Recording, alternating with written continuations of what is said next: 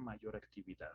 ¿Cómo se metaboliza la dopamina? ¿Cómo deja de ejercer su acción la dopamina? A través de la monoaminoxidasa. La monoaminoxidasa, si bien recordamos, es la enzima que destruye a la dopamina, la vuelve inactiva. ¿Qué le hace? Oxida este grupo, el grupo amino, lo oxida en carboxilo. Y ese pues ya no es activo. Ahí, ahí, ahí estamos. Y también para terminarla de destruir se utiliza la catecolortometiltransferasa. La catecolortometiltransferasa le añade un grupo metilo. Entonces, aquí de interés, ¿qué importa? ¿Qué es lo interesante? De que la dopamina es sintetizada a partir de aminoácidos y que sus puntos de regulación para que deje de tener actividad es la monoaminoxidasa. Entonces, inhibidores de la monoaminoxidasa va a hacer que aumente también las concentraciones de dopamina. ¿Sí? Eso es lo interesante. ¿Qué más vimos? Vimos los diferentes receptores, algunos de sus agonistas, algunos de sus antagonistas. Y de interés, ¿qué antagonistas vimos? El haloperidol, la clozapina. De interés que vimos de agonistas, la bromocriptina sobre D2. ¿Sí?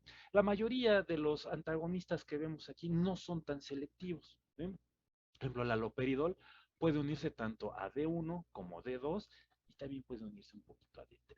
Como bien se darán cuenta, en donde se localizan estos receptores van a tener su principal efecto en sistema nervioso central. ¿Sí?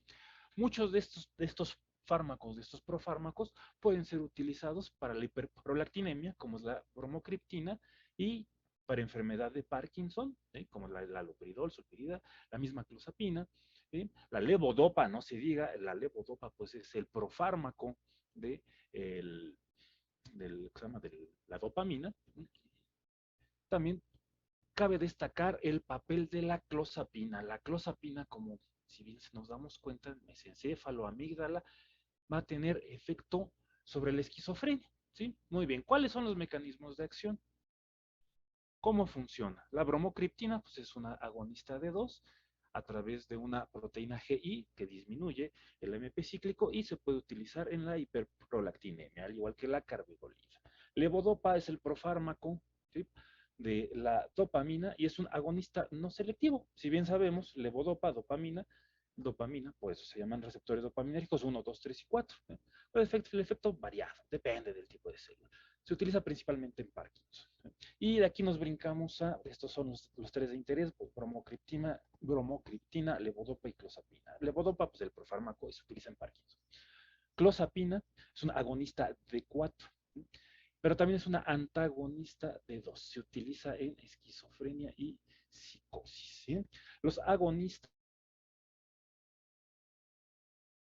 neto va a ser antagonizando 5-HT2, pero tiene un efecto regulador agonizando, perdón, haciendo efectivo, aumentando la estimulación a través de D4. El principal efecto es a través de 5-HT2 de la clozapina, pero acuérdense, dependiendo de la dosis, dependiendo de la cantidad, va a ser en donde se va a unir. Si le ponemos mucho, se va a unir principalmente a 5-HT2 y un poquito a D4. Si le seguimos aumentando la dosis, se va a unir 5-HT2 y conforme aumentamos la dosis, acuérdense, a D4. El efecto principal de la clozapina es a través de 5-HT2. Continuamos. Antagonistas de interés que vimos. ¿Qué antagonistas de interés que vimos? El haloperidol y la risperidona. ¿Sí? Haloperidol es un antagonista de 2, igual que la risperidona, es un antagonista de 2. ¿Cuáles son sus indicaciones terapéuticas en la psicosis y en la esquizofrenia crónica? Muy bien. Respecto a los agonistas, ¿cómo funcionan los agonistas? Los agonistas que vamos a revisar es principalmente en la hiperprolactinemia. ¿Sí? Aquí tenemos a la hipófisis produce prolactina. La prolactina es la hormona que va a hacer que se dé la producción de leche materna. Diferentes estímulos como el amamantamiento hace que se genere un pico de serotonina. Ese pico de serotonina que es estimulatorio va a hacer que en hipotálamo se secreten péptido intestinal vasoactivo y precursores de la hormona tiroidea. Estos precursores de la hormona tiroidea son los que van a retroalimentar a la hipófisis y van a hacer que se secrete la prolactina. En diversas padecimientos, en diversas problemas en la transmisión serotoninérgica hace que, sin necesidad de que se dé este estímulo, del estímulo de amamantamiento, se produzca la prolactina. Entonces se produce leche. Y no solo, es algo incómodo para las personas que tienen este padecimiento de la hiperprolactinemia, porque sin tener ese estímulo de amamantamiento están produciendo leche. Entonces es en donde entra la dopamina. La dopamina actúa sobre otro circuito en hipotálamo y ese va a generar más dopamina en hipotálamo. La misma dopamina es la que va a inhibir la liberación de prolactina. Entonces, diversos fármacos como tranquilizantes, antidepresivos, antihipertensivos pueden hacer que disminuya la producción de dopamina, aumentando la producción de prolactina, aumentando la producción de dopamina. El estrés también puede hacer que aumenten estos picos de dopamina, disminuyendo la hiperprolactinemia. Entonces, para que disminuya la hiperprolactinemia, hacemos que se sustituya, que aumente la dopamina que está llegando a la hipófisis. Entonces va a disminuir la producción de prolactina. Muy bien. Respecto al Parkinson, el Parkinson, si bien recordamos, tenemos un grupo de células de la parte compacta de la sustancia negra que tienen deficiencia en la transmisión dopaminérgica. Entonces, si a nuestro paciente le damos levodopa, dopa, este, a través de las células de la glía, va a ser transformado en dopamina y vamos a ayudarle a nuestro paciente a que tenga mayores niveles de dopamina, tanto en la parte compacta como en el núcleo estriado. Y esto va a ayudar a toda la transmisión de los impulsos motores. Va a mejorar la movilidad de nuestro paciente en el caso de Parkinson.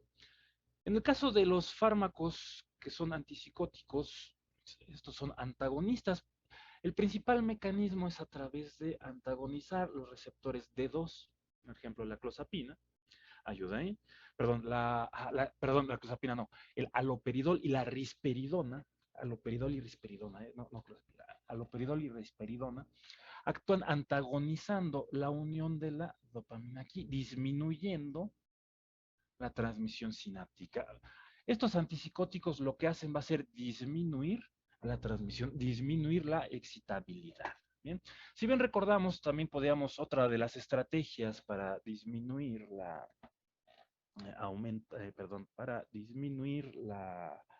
eh, disminuir la transmisión dopaminérgica, es antagonizando a los mismos autorreceptores. Si bien nos damos cuenta aquí, tenemos estos autorreceptores. Estos autorreceptores van a hacer, si los antagonizamos, van a hacer que también disminuya la secreción de dopamina. Por eso está marcado así, ¿no? En este diagramita que me fusilé de Katsum. Por eso están marcados estos dos, ¿no? Tenemos este autorreceptor que va a inhibir la secreción de dopamina y también, si antagonizamos directamente, vamos a disminuir la transmisión sináptica. ¿Vale? Muy bien, continuamos.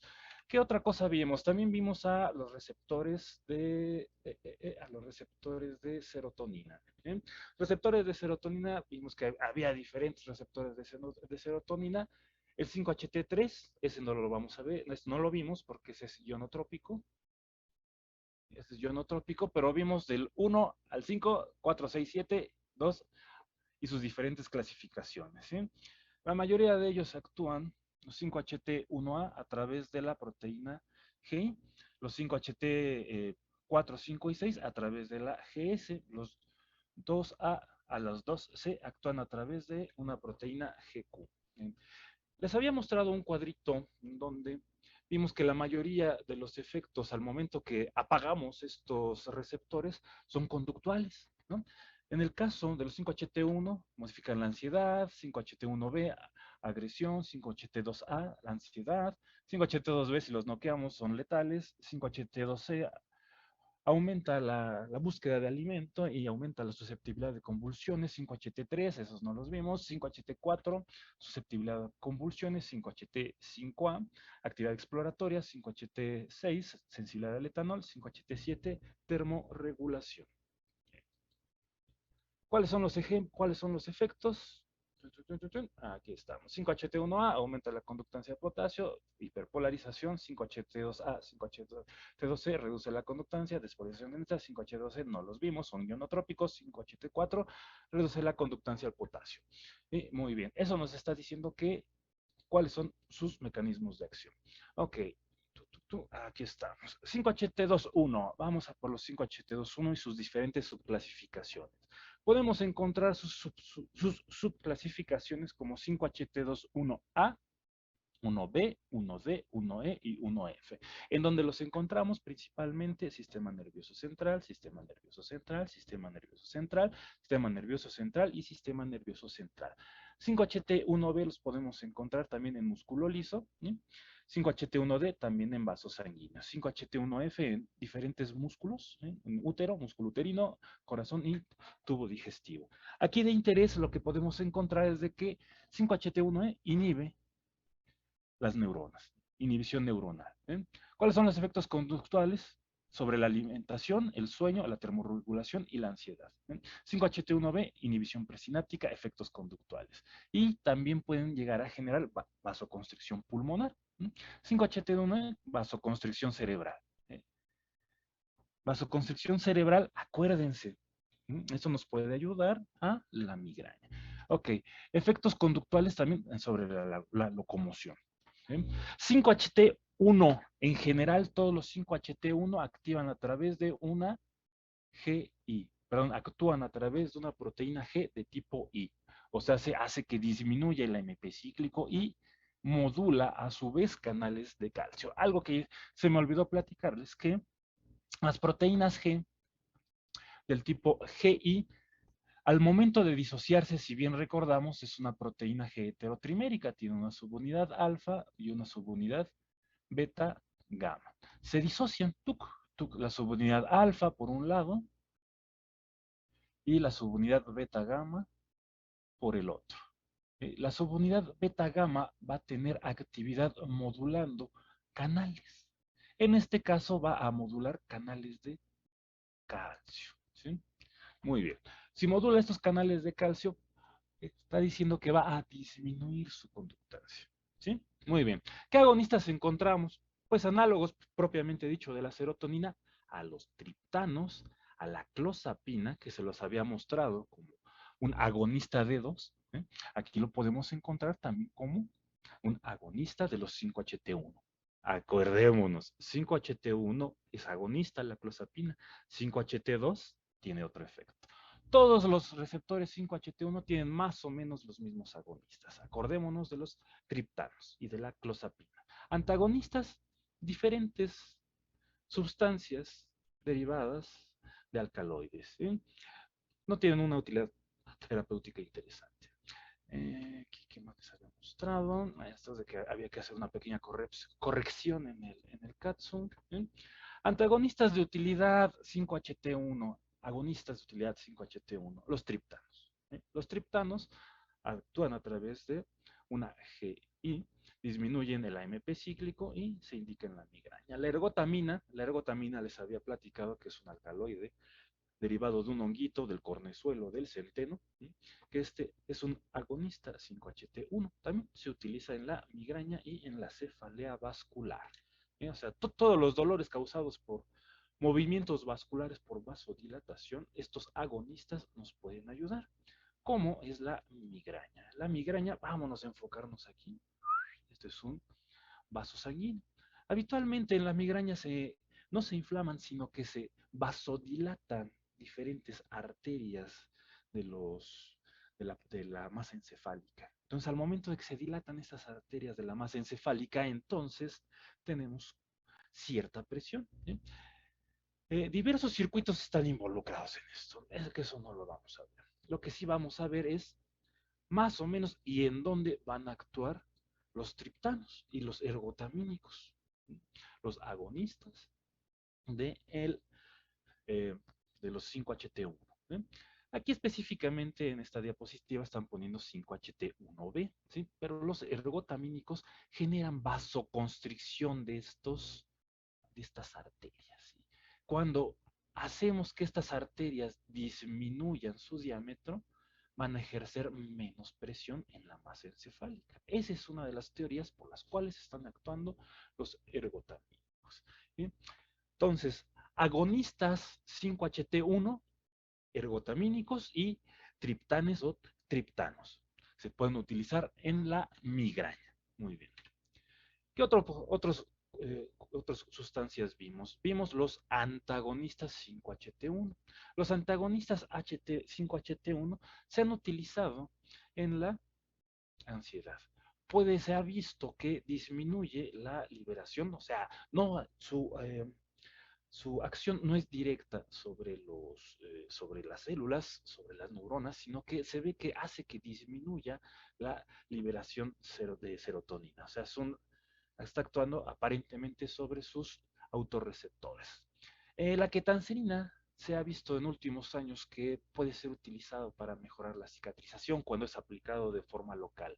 Se ha visto que favorece la agregación plaquetaria sobre las plaquetas. Las plaquetas expresan este receptor, este grupo de receptores 5-HT1, 5-HT2A y 5-HT5. Entonces se ha visto que mejora la cicatrización. Este Y100, se ha visto que es muy, muy, muy afín a este receptor y posiblemente tenga una actividad como ansiolítico. Y en nuestro cuadro básico de medicamentos podemos encontrar la buspirona, que es administrada en caso de ataques de ansiedad. Y respecto a los receptores 5-HT1, eso es lo que vimos. Ahora respecto a los receptores 5-HT2, los receptores 5-HT2, aquí viene lo interesante. Estos receptores son receptores que están bastante bonitos. 5-HT2A, sistema nervioso central. 5-HT2B, fondo gástrico. 5-HT2C, sistema nervioso. Ok, esto no, vamos a tachar aquí. Sistema nervioso central 5-HT2, cosas de interés, la dietilamina del ácido lisérgico, la metisergida, la ergotamina. Si bien recordamos, todos estos eran antagonistas de los 5-HT1, aquí en los 5-HT2 son agonistas. ¿Cuál es el efecto neto? Dependiendo de la dosis y de la afinidad del fármaco. ¿Cuáles encontramos como antagonistas? La clozapina. Si bien recordamos, es un agonista 5-HT1, pero es un antagonista 5-HT2. De ahí la complicación y su gran cantidad de efectos adversos de la clozapina. Muy bien, la ketanserina igual. ¿Qué la vimos? También la vimos como eh, un agonista en otro tipo de receptores. Aquí la estamos viendo como antagonista. ¿Vale? Ok. Muchos de los agonistas 5-HT2 son antagonistas 5-HT1. Mucho cuidado con eso. ¿Cuál es la fórmula? Acuérdense de la clozapina. La clozapina, ese es el fármaco, un modelo que va a tener muchos efectos secundarios y por eso debemos de tener en cuenta en dónde es agonista y en dónde es antagonista. Bien, 5-HT2-1A, sistema nervioso central, 5-HT2B, fondo gástrico. Vamos a acordarnos de esto, ¿vale? ¿Cómo actúan?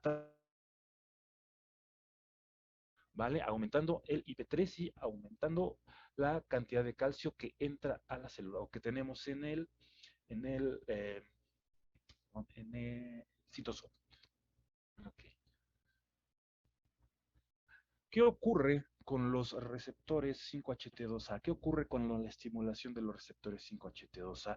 La dietilamina del ácido lisérgico produce sinestesia. La sinestesia es ese pequeño intercambio entre las sensaciones. ¿Por qué ocurre ese intercambio de las sensaciones? Tiene que ver con modulación de la transmisión sináptica. Se ha visto que la sinestesia es aquellos efectos en donde un día es de un color, un sonido representa algo.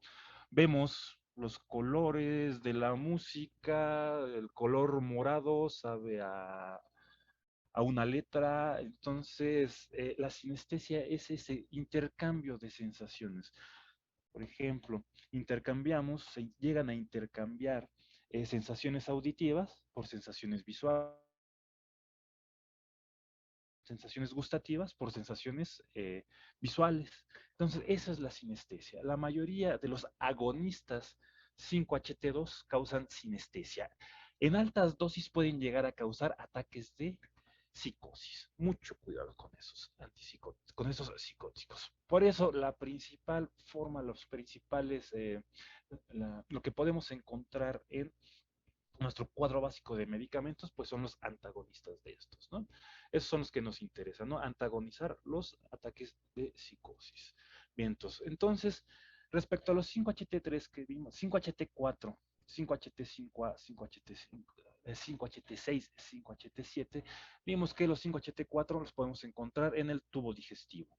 5HT5A, sistema nervioso central, 5HT6, sistema nervioso central, 5HT7, sistema nervioso central. ¿Cuál es lo interesante de los 5HT4?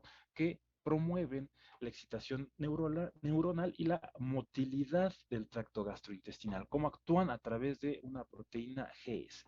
¿Qué podemos encontrar? ¿Qué fármacos podemos encontrar de interés? La metoclopramida, que es un procinético, lo cual ayuda a facilitar el tránsito gástrico, el vaciamiento gástrico. Entonces, pacientes que tienen úlcera gástrica, se ha visto que mejora esa úlcera gástrica, o sea, hay una mejora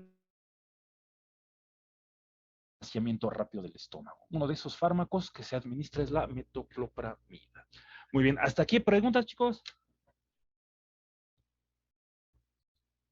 ¿Todo bien? ¿Están viendo? ¿Ya están bien momidos?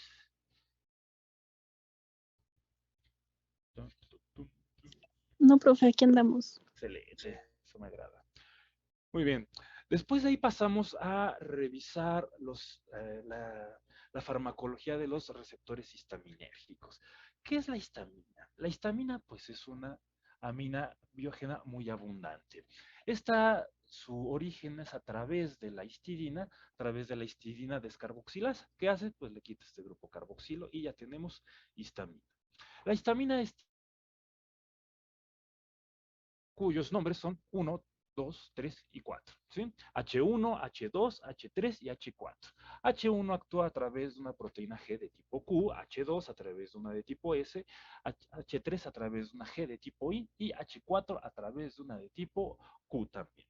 Entonces, el efecto neto de estimular H1, H4 es activar a PLC, aumentar la cantidad de calcio citosólico y por lo tanto aumentar la actividad de una proteína sinasa, que es la proteína sinasa C. Modifican la concentración de AMP cíclico, modulando el efecto de la adenilciclasa. Muy bien. ¿Qué podemos encontrar de interés de la histamina? De la histamina, si bien recuerdan, la histamina son de esas aminas biógenas que no nos gusta que actúen en nuestros pacientes. ¿Por qué? Porque la histamina lo que hace está involucrada en la respuesta inmune. ¿Sí? Eh, es una amina biógena muy abundante que se involucra en la neurotransmisión, está involucradísimo en inflamatorios, en la modulación inmunitaria y también en la secreción de ácido del estómago. Vamos a enfocarnos en procesos alérgicos, modulación inmunitaria y secreción de ácido gástrico. La histamina son de esos compuestos que les da por estimular a muchísimos receptores. ¿Sí? Si bien nos damos cuenta, el receptor histaminérgico H1 también va a interactuar con antidepresivos tricíclicos, por ejemplo, ¿no? Recaptura, ¿sí? Entonces debemos de tener mucho cuidado con este examen, con las interacciones. ¿Cómo sabemos qué interacciones va a tener? Veamos la hoja de seguridad de nuestro medicamento, ¿sí? La farmacología de la histamina es interesante, ¿sí? ¿Por qué? Porque la forma que nos interesa de abordar la farmacología de la histamina es antagonizarla siempre. Antagonizar a la histamina es la base de la terapéutica de la histamina. Sí, o sea, hay que antagonizarlo. Los agonistas histaminérgicos terapéuticamente no tienen ninguna utilidad. Son los interesantes. ¿Cómo podemos antagonizar a la histamina? Hay diversas formas, ¿no? Antagonizarlo directamente sobre el receptor. ¿Eh? La otra es disminuir la desgranulación de mastocitos modulándolo a través de otro receptor, por ejemplo, a dopamina, a serotonina, etcétera, etcétera, etcétera. Y hay una forma bien curiosa, es el antagonismo fisiológico. Si bien recordamos, el antagonismo farmacológico se da sobre el mismo receptor, ¿eh? Mientras que el antagonismo fisiológico diferentes receptores, ¿sí? Entonces, aquí estamos antagonizando utilizando adrenalina, ¿sí? Un paciente que tiene un choque anafiláctico, el choque anafiláctico, ¿por qué se da? Porque hay una gran cantidad de histamina circulando en su sangre. Podemos antagonizarlo fisiológicamente administrándole adrenalina a nuestro paciente, aunque también podemos antagonizarlo farmacológicamente utilizando bloqueadores o antagonistas antihistamínicos, histaminérgicos, los famosos antihistamínicos. Interés podemos encontrar, ¿sí? Los antagonistas H1 son los que nos interesan, ¿sí? Los H2, más o menos, pero los de importancia, los de mayor importancia son los antagonistas H1, ¿sí? Los antihistamínicos están divididos en tres generaciones. La primera generación, la difenidramina, difenidrato, clorfenamina. La segunda generación es la fenoxfenadina y la loratadina. ¿Cuál es la diferencia entre la primera y la segunda generación? Es de que los de primera generación y tienen efectos en la somnolencia. Los de segunda generación no cruzan la barrera hematoencefálica, ¿sí? ¿Cómo actúan estos? Bueno, la tercera generación es muy parecida a la de solo que disminuye su unión a otros receptores, ¿no? Tiene menor unión a receptores muscarínicos y a receptores adrenérgicos. ¿Cuáles podemos encontrar? La desloratadina. ¿Cuál es la diferencia entre la loratadina y la desloratadina? Pues únicamente una pequeña cadenita. Esa es la diferencia. Aquí tenemos la loratadina, que tiene esta pequeña cadenita, mientras que la desloratadina tiene. Es la diferencia es de que en estos va a disminuir la unión a muscarínicos y a adrenérgicos, ¿sí? Esa es la única diferencia. Entonces, se esperaría que los de tercera generación tuvieran menor efectos secundarios, menores reacciones adversas. ¿Cómo actúa la histamina en procesos alérgicos? Vamos a enfocarnos en los mastocitos o las células cebadas, ¿sí? Los mastocitos tienen una respuesta inmune. Esta respuesta inmune la podemos dividir en respuesta temprana y en respuesta tardía. La respuesta temprana, los mastocitos se desgranulan y de entre todos esos gránulos que tiene de interleucinas, proteasas, citocinas, va a haber histamina. ¿Cuáles son los efectos que va a tener la histamina? Pues aumentar la permeabilidad vascular para llamar a más células del sistema inmune, ¿sí? La respuesta tardía se ocurre cuando lo que ya liberó el mastocito llega a músculo liso, ¿sí? Y músculo liso lo que hace es contraerse. Si este músculo que se contrae es músculo bronquial, entonces nuestro paciente va a tener una disminución del diámetro de los bronquios. Si disminuye el diámetro de los bronquios, vamos a tener una menor superficie, vamos a tener una menor luz por la cual va a entrar el gas que va a llegar a nuestros alvéolos. Y si llega menos gas a nuestros alvéolos, pues nuestro paciente va a experimentar ese efecto asmático de sofocación. ¿Bien? También lo que hace la histamina es activar la hiperperistalsis, o sea, se aumenta la motilidad gástrica. Otra de las respuestas que también da es aumentar sobre las neuronas la transmisión, la alodinia, donde aumenta el dolor y el picor. Ok, entonces lo que queremos hacer es de que a donde lleguen a músculo liso, antagonizar el efecto. ¿Para qué? Para que no se dé la broncoconstricción ni la hiperperistalsis. Eso es lo que nos interesa en el uso de procesos alérgicos. También lo podemos utilizar este tipo de fármacos, los antagonistas H1, o sea, los antihistamínicos, en los procesos de náusea y vómito, ¿eh? Diversos fármacos eh, tipo Dramamine, lo que hacen es antagonizar receptores H1 en cerebelo.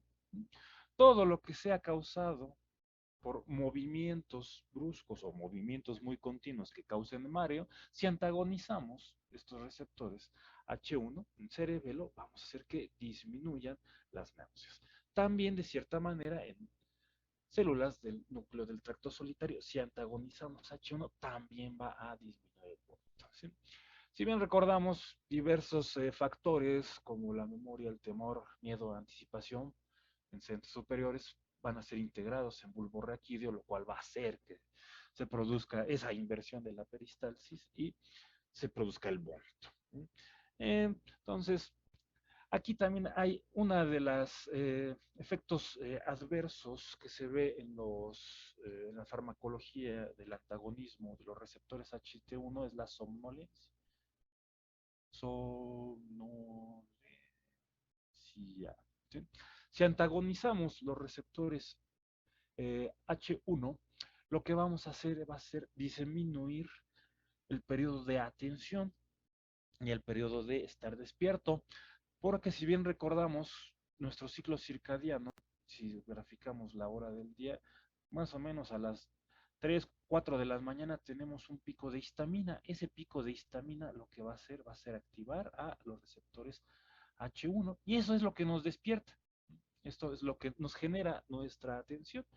Entonces, ¿qué pasa si antagonizamos estos receptores H1? Pues nos va a dar sueño, nos va a mandar a mimir. ¿Okay? Entonces, por eso se dan esos efectos adversos, ¿no? De sueño, de somnolencia. Los que no cruzan la barrera hematoencefálica no tienen este efecto de somnolencia. ¿Eh? De hecho, los de tercera generación tienen mucho menor. O sea, si ponemos somnolencia, los de primera generación generan más somnolencia que los de segunda generación, que los de tercera generación. ¿Por qué? Los de primera generación cruzan barrera hematoencefálica, los de segunda generación no cruzan barrera hematoencefálica y los de tercera generación son muchísimo más selectivos a los periféricos y tampoco cruzan barrera hematoencefálica. ¿Queda claro? Muy bien. ¿Qué otro antagonismo vimos? El antagonismo de los receptores histaminérgicos tipo 2, los 5H2, perdón, los H2, perdón, 5H. Ando, ando, ando teniendo un antagonismo cruzado. Entonces, el antagonismo de los receptores H2 lo podemos encontrar en diversos fármacos. Muchos de estos fármacos, por ejemplo, la ranitidina ya la retiraron del mercado porque uno de sus compuestos de su obtención parece que causaba tumoraciones. Entonces, la ranitidina ya se suspendió, ya no se comercializa. ¿Cómo actúan estos receptores, perdón, estos antagonistas H2? Si bien recordamos, nuestras células parietales gástricas son las encargadas de secretar el ácido gástrico. ¿Eh? Estimulación vagal hace que se activen células enterocromafines o similares a las enterocromafines, liberan histamina. Llega a su receptor H2, este receptor H2 lo que hace es a través de una proteína G de tipo S producir AMP cíclico. El aumento del AMP cíclico, vamos al diagramita de abajo, el aumento del AMP cíclico va a activar a la proteincinasa A. La proteincinasa A va a activar mecanismos de transcripción de genes que va a hacer que se exprese una bomba de protones. Esto es un intercambiador de protones por potasio dependiente de ATP, es una ATPasa. ¿Sí? ¿Qué pasa si inhibimos la producción de MP cíclico? No se va a activar la proteincinasa A y va a disminuir la expresión génica de estos transportadores. Entonces, si se inhibe la expresión de estos transportadores, no las vamos a tener en membrana y no se va a bombear hidrógeno al exterior. Y si no se bombea hidrógeno al exterior, va a disminuir la acidez y va a aumentar el pH. Acuérdate, disminuye la concentración de protones y aumenta el pH, ¿vale? Que acordémonos de esto. Así funciona. Y les había mencionado, ¿no? De que muchos de estos fármacos se descubrieron por una ranita, ¿no? Esta ranita disminuye su secreción gástrica, ¿sí? Modulando a través de prostaglandina E2 la liberación de ácido. Muy bien. Ahora parece que esta ranita parece que está extinta, pobrecita ranita. Entonces esta ranita inhibía su producción de ácido a través de prostaglandina E2. ¿Para qué? Para incubar sus huevitos en el estómago. Pero pobrecita ranita parece que ya está extinta. Entonces si disminuye la secreción de ácido, pues es para no digerir sus huevecillos. ¿Sí? Continuamos. Y según recuerdo, hasta aquí nos quedamos, ¿no? La sesión pasada. Vamos a continuar con receptores a opiáceos o a opioides. ¿Sí? Receptores a opioides son un grupo de fármacos que tienen su principal acción es modular la transmisión sináptica. ¿Sí? Eh, ¿Conocen esta flor? Esta es la flor de la amapola. Se, También se conoce como adormidera esta planta. La adormidera, ven este